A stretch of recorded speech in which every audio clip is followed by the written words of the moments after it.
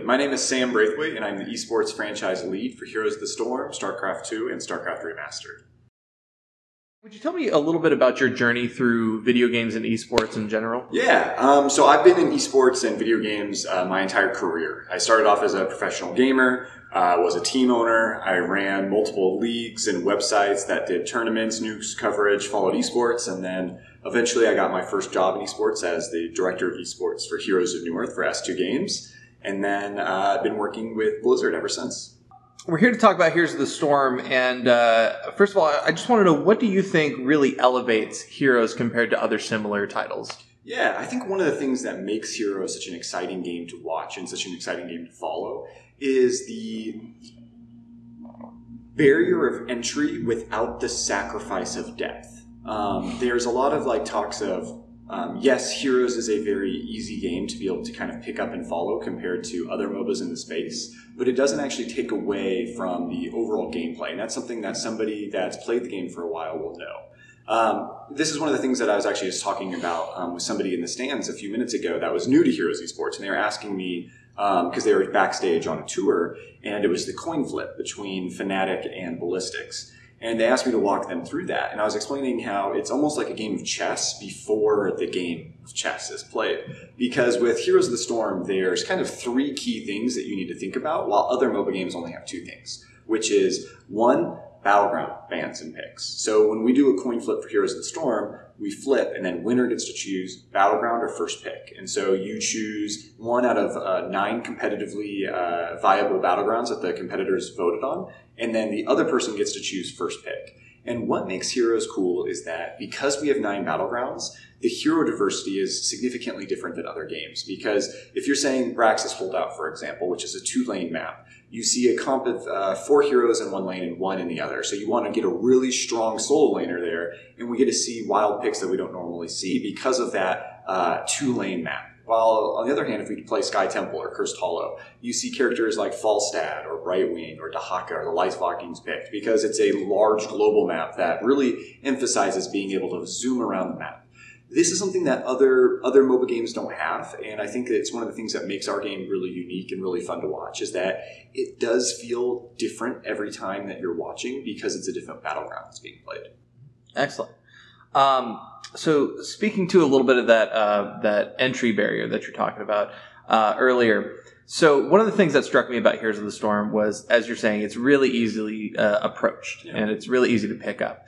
But because it's a macro-focused game, the kind of barrier into the competitive knowledge set is much, much higher because you need to know everything, it seems like, about the various maps and neutral camp control and all that stuff. So for spectators, the fans of esports who are interested in your game, what would you say is the best way to kind of breach that knowledge gap, that barrier into the competitive knowledge? Totally. Watch when and why they do things. That's going to be the biggest thing that I can tell anybody that's watching that is looking to go to that next plateau. Is that, I look at MOBAs, and I think one of the things that is great, a sign of a great game, is easy barrier to entry, incredible depth, like you said, at the competitive level. And where that's at for Heroes is when and why they make the moves that they make. If you watch a battleground, even when I play, I am in my lane, and then I take the mercenary camps when I feel like it. There's not a rhyme or reason, I'm there, I'm rotating lanes, there's a merc camp, let's take it. Or, hey, I push this wave out, there's a merc camp, let's take it, right? Mm-hmm. The pros don't think that way. They say, okay, guys, it's 4 minutes and 27 seconds. We know that Altar Phase 2 is going to be spawning here. There's a 75% chance that this curse is going to be spawning on this segment of the map, so therefore we want to get the hard camp at this time to push so that when there's a team fight down here, the hard camp's pushing down that wall. We'll leave Falstad up there who's going to, it's like this. There's a rhyme and reason to every little thing that they do. When they rotate, how they rotate, when they use their spells, how they use their blow up, stacking silences, roots, stuns. Watch those little things, and that's how you can improve, is where you need to be, where your hero needs to be at each specific point in the game. Sure thing. So one more thing on kind of the note of the macro play, because there isn't this item build or mechanic or a gold mechanic like there are in other MOBAs, there's sometimes a lack of that kind of star power that like Faker in League of Legends and stuff. As far as branding goes, I know you guys have put out some amazing videos behind the scenes with some of these teams. How do you go about presenting these individual players in a very, very team-oriented game? Totally. Great question. And it's one of those things that we struggle with, and it's something that we think about constantly. Moving into 2018, one of the primary goals of HGC is turning our players into superstars. We agree that there is... It's hard to have those carries and heroes, right? There's goods and bad things about that. So what we do is it's kind of like developing a tone or a voice for a specific player. Some examples that I can give is Glaurung.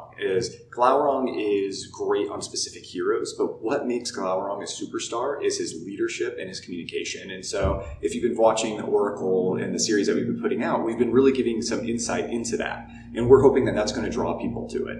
The next big thing that we have planned, and this is for next year, is we're going to be redeveloping our website with the idea in mind to build players into superstars. So one of the things that we're finding from polls is that whenever we go to our events, we like to poll our community members that are watching esports to ask them when, where, why, and how. Mm-hmm. And what we're finding is the number one reason why people watch the HGC is to get better at the game. And so what we're going to be doing is trying to find a way to reach that percentage that don't care about esports but still want to get better at the game and bridge the gap between the two. And so how we're trying to do that is we're going to be redesigning our website. And we kind of just launched version 1 of Match Details to where you can watch any game, see the replay, the talent build, battleground draft, all of that. And that's great. But the next step for us is integration into the game team site. So imagine going to heroesofthestorm.com and clicking on Malfurion. And right now it shows you where his abilities are and how he works, right? And that's about it. Mm-hmm.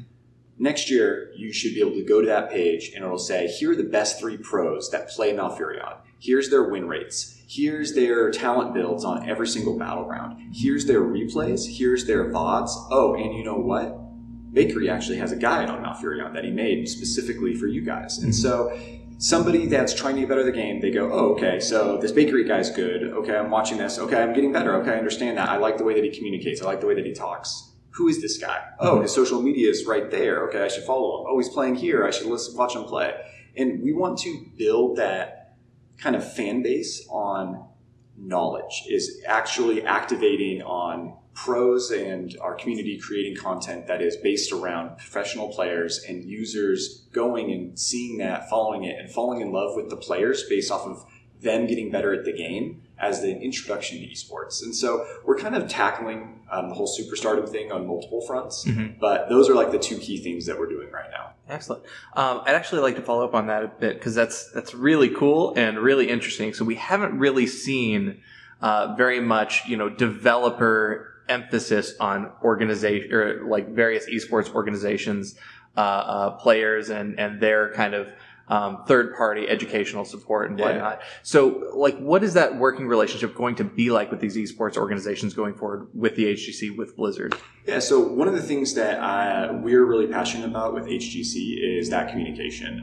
We want our players and our owners to feel like the league is theirs, that this is not just Blizzard's league, this is the players' league, this is the organization's league, because all of us together kind of got to put in 100 for this to work.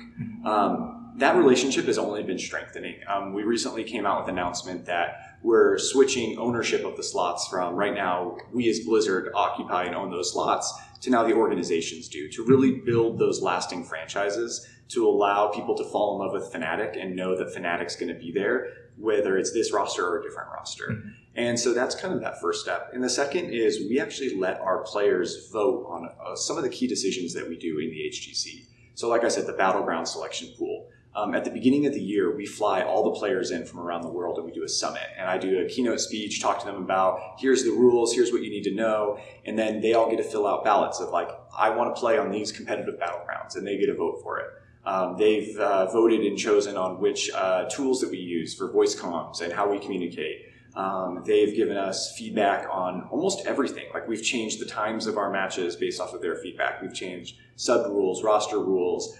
Even going into BlizzCon, we announced what the patch was, and all the pro players and the teams kind of were like, hey, we're not happy with this. We want this. and within like I think 36 hours, we had updated patch notes where it's like, now we're going to play on this patch without Junkrat enabled. And so we are very much trying to bridge that gap. All the players have an open communication chain. We have like regular, probably weekly communication with all of them. We just sent out like I think 5 45-minute surveys on everything from Battleground feedback, Hero feedback, HGC feedback, and they give us a lot of great knowledge that we use to kind of build the league. So it really is kind of everything with HGC and the decisions that are made are built hand in hand with them.